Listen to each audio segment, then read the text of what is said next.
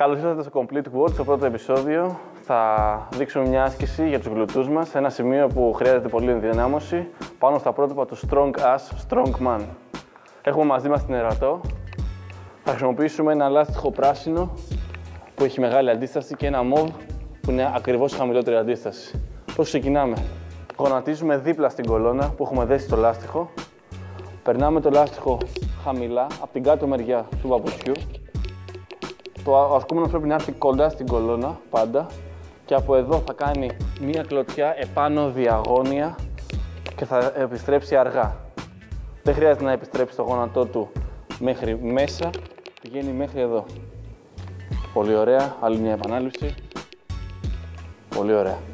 Αν θέλουμε να το κάνουμε πιο δύσκολο, μπορούμε να μετακινήσουμε τον ασκούμενο μπροστά από την κολόνα. Το λάστιχο θα μπει ή ανάμεσα στα πόδια ή απ' έξω.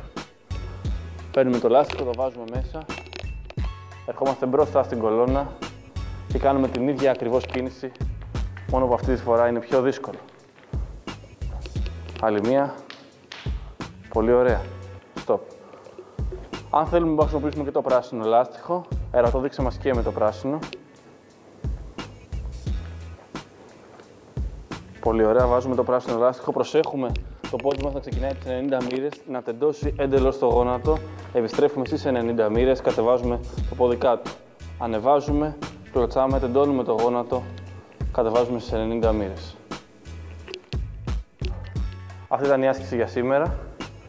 Είμαι ο Γιάννης Καραπέρης του Complete World. Θα σας περιμένω στο επόμενο επεισόδιο.